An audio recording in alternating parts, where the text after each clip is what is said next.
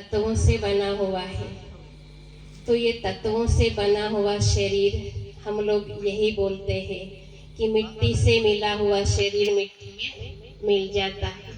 और ये हम आंखों देखी हाल हर 4 दिन, हर 8 दिन, हर 15 दिन में जब कोई हमारे गांव से उठ जाता है तो तब हम ये सभी आंखों से देखते हैं। तो जिसकी हम वैल्यू करते हैं वो वैल्यू हम आत्मा की करते हैं, प्राण की करते हैं, जीव की करते हैं। और वो जीव जो है, आप लोगों को शायद आपका जो सामने चित्र है वो अभी शायद स्पष्ट ना हो, लेकिन हम जैसे बात बता देंगे, थोड़ा समय लगेगा।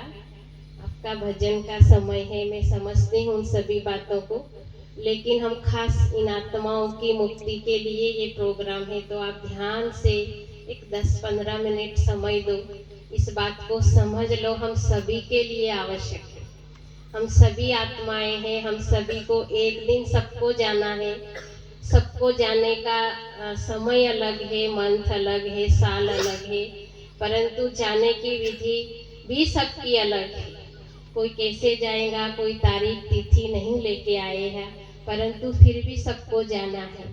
पर कहाँ जाना है इतना तो सबको पता है, जाना है, पर कहाँ जाना है?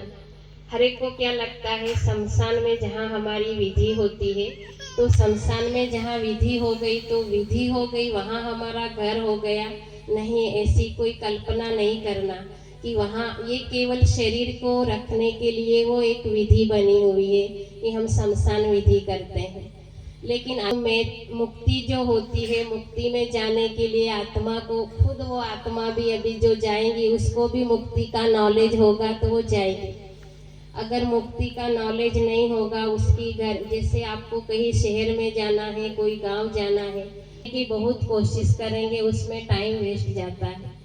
अगर सही एड्रेस हो, सही जगह पे हम तुरंत जा पहुंचेंगे। तो ये मृत्यु जो बात हम करते हैं, तो मृत्यु शरीर की हुई है, आत्मा की नहीं। आत्मा अजर अमर अविनाशी है और आत्मा बिल्कुल सूक्ष्म है।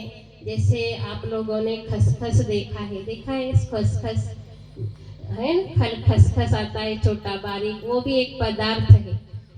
तो पदार्थ होने से उसको हम हाथ में लेंगे, यहाँ गिरेगा तो पता नहीं चलेगा, परंतु हाथ में लेते तो पता चलता है खसखस। तो खसखस भी एक चीज है, एक पदार्थ है। लेकिन आत्मा जो है, आत्मा बिल्कुल सूक्ष्म है, ना उसको हड्डी है, ना मांस है, ना कुछ है, बिल्कुल सूक्ष्म है। जैसे हम बोलते हैं श्वास, आपका कोई भी फलाना व्यक्ति आपके सामने था, आपके सामने उसकी डेथ होती, मतलब आप बोलते कि मृत्यु हो गई, तो हमारे सामने उसकी श्वास चली गई, आत्मा निकल गई, परंतु पता नहीं चलता है। तो आत्मा अविनाशी है, वो मरती नहीं है, टूटती नहीं है, फूटती नहीं है, ना जला सकते हैं।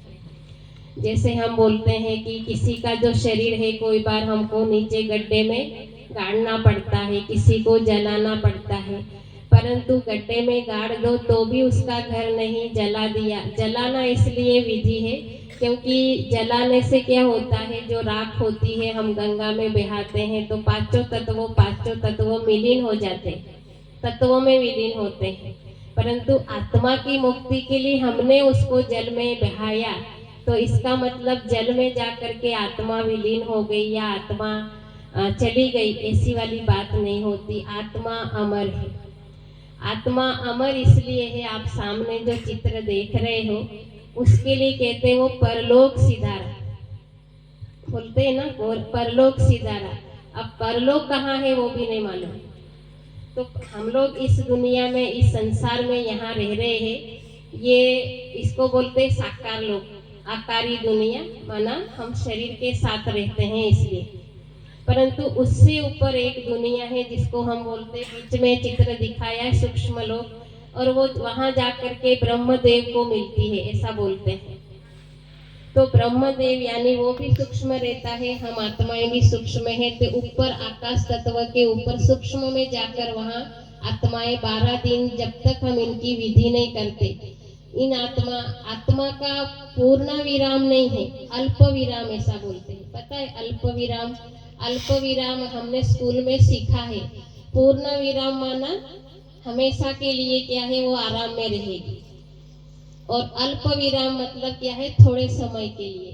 तो जो जीव यहाँ से अपने घर से जाता है तो हम हमेशा क्या करते हैं, 12 दिन की विधि करते हैं।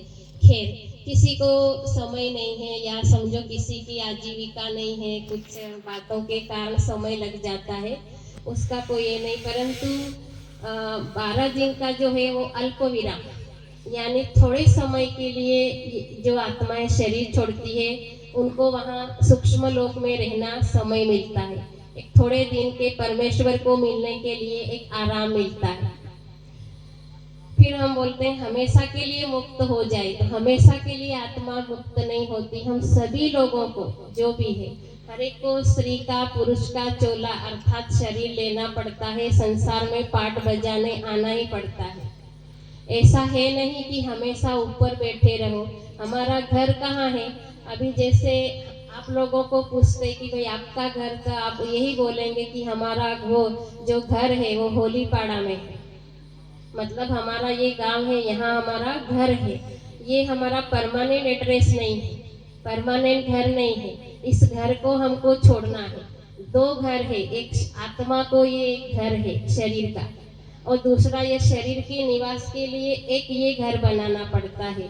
तो हम दो घर की क्या करते रहते, हमेशा केयर करते रहते हैं।